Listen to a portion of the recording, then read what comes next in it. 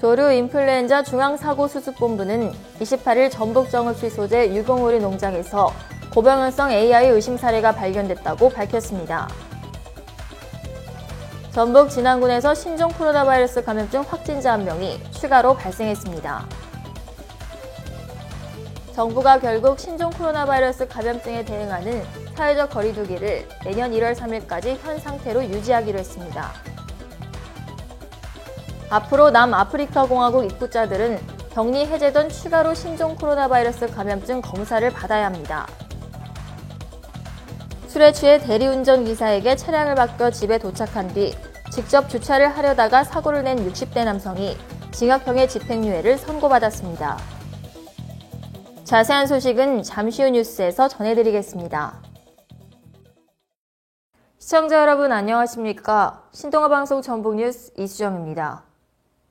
전북 정읍의 유공오리 농장에서 고병원성 조류 인플루엔자 의심 사례가 나왔습니다. 고병원성 여부를 판단한 검사 결과는 1일에서 3일로 나올 것으로 보입니다. 28일 조류 인플루엔자 중앙사고수습본부는 해당 농장에 대한 도축 출하전 검사 결과 항원이 검출돼 고병원성 판정을 위한 추가 검사를 하고 있다고 밝혔습니다. 항원이 검출된 즉시 정부는 초동 대응팀을 현장에 파견해 해당 농장에 대해 출입을 통제하고 역학조사를 실시했다고 밝혔습니다.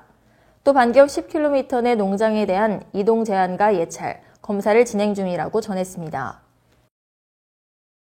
전북 전주에서 신종 코로나 바이러스 감염증 확진자 2명이 추가로 발생했습니다. 전북 786번째, 787번째 확진자입니다. 28일 전북도 보건당국에 따르면 786번은 전북 529번의 접촉자입니다. 자가격리를 취해오던 중 격리 해제 전 검사에서 양성 판정을 받았습니다. 787번은 지난 26일 확진된 전북 778번의 접촉자입니다. 자가격리 상태에서 양성 판정이 내려졌습니다. 한편 27일 하루 전북에서는 한 명의 확진자가 발생했습니다. 28일 오전 8시 기준 확진자는 전주 2명입니다. 지역 내 총 누적 확진자는 787명입니다. 정부가 수도권 2.5단계 및 비수도권 2단계 사회적 거리두기 조치를 6일 더 연장하기로 했습니다.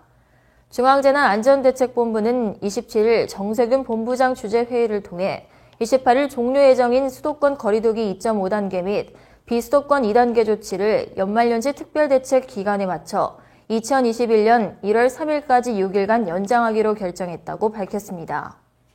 이는 현재 방역 및 의료체계 역량이 유지가 가능하며 연말연시 방역 강화 특별대책을 통한 고위험시설 방역 강화, 모임 여행 등 접촉 감소 효과도 지켜볼 필요가 있다고 판단했기 때문입니다. 중대본은 먼저 최근 일주일간 일일 확진자 수가 1000명대에서 등락을 거듭하면서 급격한 확산세도 뚜렷한 감소세도 보이지 않고 있다고 평가했습니다.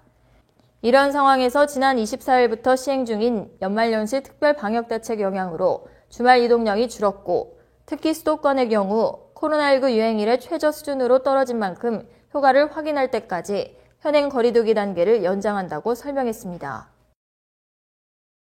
정부가 남아프리카 공화국에서 발생한 신종 코로나 바이러스 감염증 변이의 국내 전파를 차단하기 위해 남아공 입국자를 대상으로 격리 해제 전 진단검사를 추가 실시합니다. 질병관리청 중앙방역대책본부는 26일 정례 브리핑에서 남아공의 코로나19 변이 발생 상황에 대해 대응 계획을 설명했습니다. 아프리카 질병예방통제센터의 발표에 따르면 남아공에서 스파이크 단백질 세포 수용체 결합 부위 변이 코로나19 바이러스가 보고됐습니다. 해외 연구진은 남아공 2차 유행의 주요 바이러스로 보며 해당 변이가 감염력 및 면역 반응에 영향을 미칠 것으로 예측하고 있습니다. 이에 방역당국은 코로나19 변이 바이러스의 국내 유입을 차단하기 위해 남아공 입국자의 경우 기존에 조치 중인 입국 시 유증상자 코로나19 진단검사, 14일간의 시설 또는 자가격리 조치에 더해 격리 해제 전에도 코로나19 진단검사를 실시하기로 했습니다.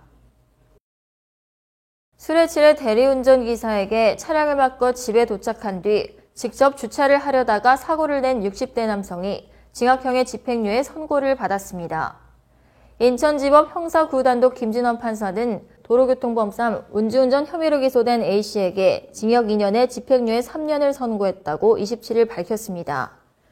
A씨는 올해 9월 13일 오후 9시 9분쯤 인천시 남동구 한 아파트 주차장에서 술에 취해 승용차를 30m가량 몰다가 주정차된 승용차 2대와 오토바이 1대를 들이받은 혐의로 기소됐습니다. A씨는 대리운전 기사에게 차량을 바꿔 아파트 주차장에 도착한 뒤 자신이 직접 주차를 하려다가 사고를 냈습니다.